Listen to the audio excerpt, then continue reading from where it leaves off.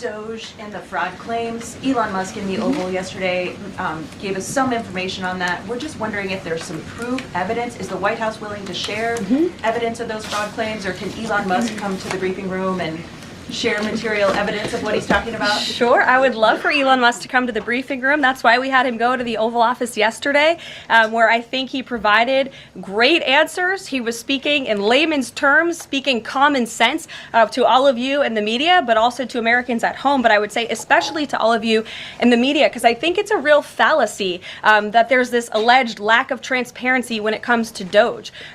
President Trump and Elon Musk have been incredibly transparent on what Doge is doing. There is an X account with the Doge handle. They are tweeting out what they are doing on a daily basis. They have a website where they are posting the receipts of the contracts that they are reviewing and the payments that they have stopped from going out the door. The secretaries of our departments have stopped from going out the door. And I would also say that before it was Elon Musk making our government efficient and accountable, it was some unnamed bureaucrat that none of you knew. Elon Musk is the richest man in the world. He's also now one of the most highly scrutinized men in the world alongside President Trump because of what he's doing and the access that he is allowing. So there's great transparency. As for the actual receipts, we are happy to provide them, and I actually brought some today because all of you know I love to bring the receipts.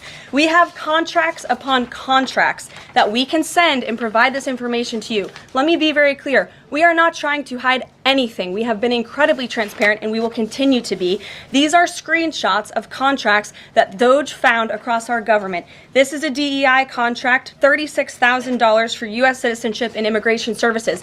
That is against the president's policies and his America First agenda. This is a $3.4 million contract, a Council for Inclusive Innovation at the U.S. Patent and Trademark Office, Department of Commerce, another DEI contract that Doge identified. I can continue to go through these. Oh, I love this one. $57,000 for climate change in Sri Lanka. What is this doing to continue the interests of the American people? Absolutely nothing. These are the line items across the federal government that Doge is identifying daily. They're moving very fast. There's a lot of paper that we can show you, but we're happy to do it. This administration has been more than transparent about what Doge is doing. And here's one of their tweets that they posted about the mine. I believe this is in Pennsylvania, where the federal employee retirement system is being processed. Did anybody know this was even happening in our country before Elon Musk talked about it in the Oval Office yesterday?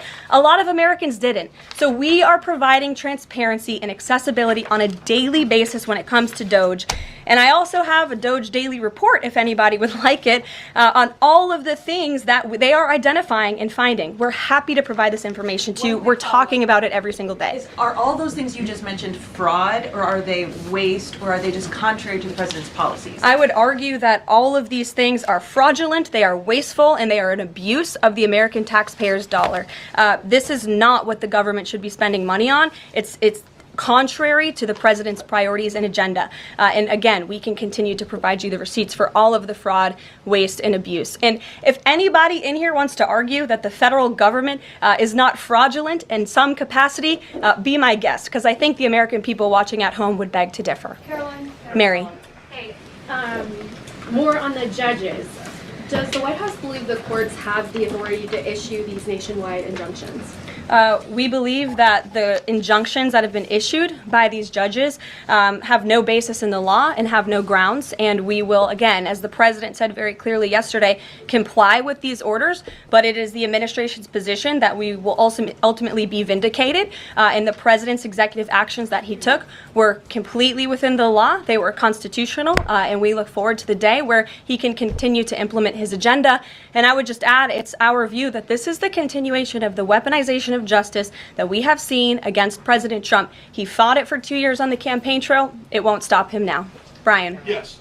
I want to go back to Doge just for a second. Earlier, the subcommittee headed by Chairman Marcia Taylor Greene, her and her staff discovered $2.7 trillion in improper payments to Medicare, Medicaid, overseas, to people who should not have gotten it. Some of this room might have missed that press conference. Can you elaborate on what the president is thinking at this point. Well, again, that's another example. There's a very long list of the fraud, waste, and abuse that DOGE is identifying on a daily basis. Elon Musk also talked about yesterday about Social Security payments that are going out the door for people who are no longer with us, unfortunately. I would say that is certainly fraud. There's also a lot of contracts they've identified that, just as a hypothetical example, are $1 million, but only 500,000 went out the door. So where's the rest of that cash? And so that's the thing. Those are the things that DOGE is working on every single day.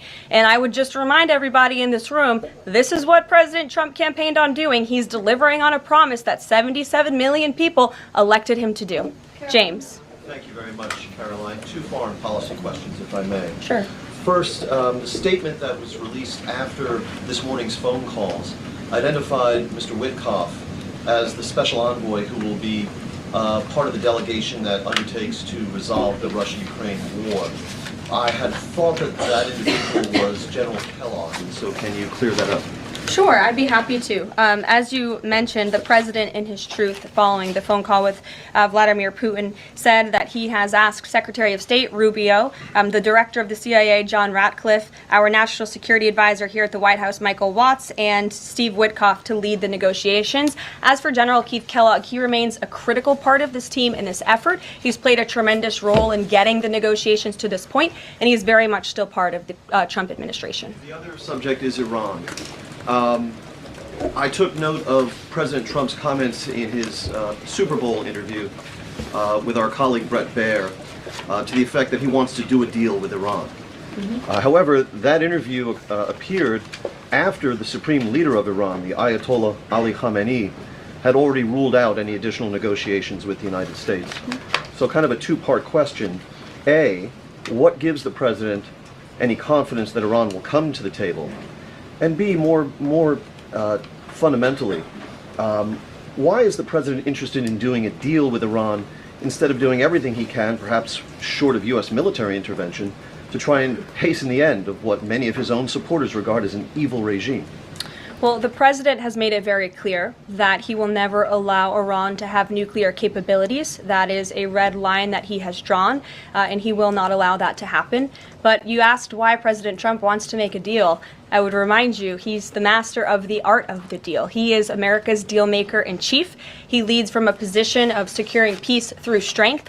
And I think time and time again already, in just 4 weeks, we have seen the president being able to negotiate successful deals with our partners, our adversaries all around this world. The release of Mark Fogel just last night is something that I think speaks to the president's deal-making ability. This is something that the Biden administration allegedly tried to do for 3.5 years. I think you all should go back and ask some of those Biden administration officials what they even tried to do and why weren't they successful, because for 3.5 years Mark Fogel sat in a Russian prison and it took President Trump 3 weeks to get him back on American soil. There's nobody better at making deals than Donald Trump.